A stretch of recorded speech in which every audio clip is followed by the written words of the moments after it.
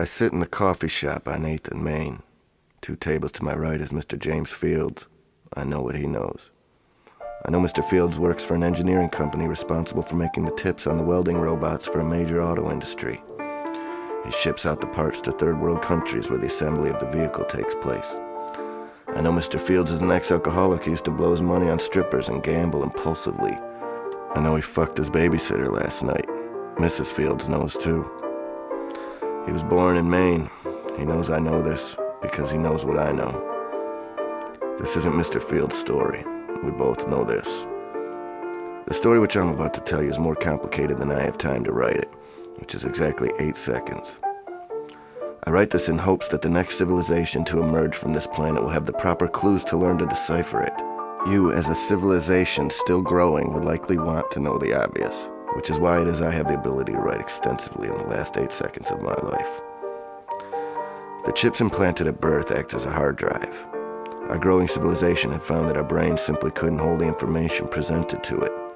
As science improved, we found many favorable qualities in upgrading our minds with processor chips and even more storage capacity. We had become computers linked to a network, free-flowing information traveling from one mind to the next. Any thought floating around Mr. Fields' head travels to mine in time so minuscule that your civilization probably hasn't come up with a way to measure it. I know what he knows. So does everyone else on the planet. None of us had foreseen the adverse effects it would have over thousands of years. I remember doing a report on the epidemic of sudden infant death syndrome in the 3rd grade for Miss Davis's science class.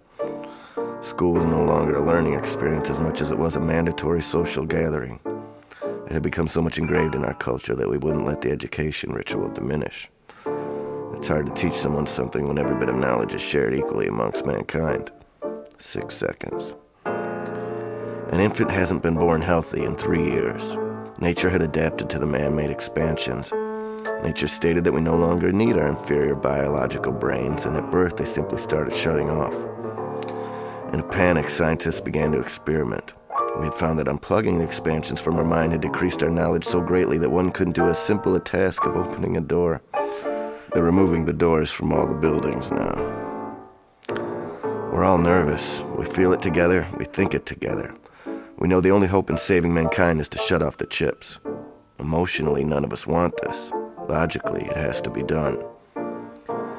I would imagine the information drainage would happen gradually over the last second. I won't remember my wife or my children, where I went to school. I won't remember that my favorite pastime is to sit at the coffee shop on 8th and Main, or the report I did on sudden infant death syndrome in the 3rd grade. I won't remember Mr. Fields, and he won't remember me. 3 seconds. I need to hurry and let this civilization know that you are once more advanced than you can possibly imagine. It was the advancements that destroyed us. Nature had set a course for us, and we deliberately steered it in another direction. I speak for all mankind when I say that was a mistake. 2 seconds. 2 seconds till what? That was a mistake. Mistake, verb, to blunder in the choice of.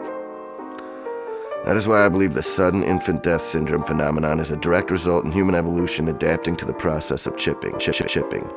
I believe it to someday cause the fall in our civilization. I know Miss Davis will give me an A on this report. I know what she knows.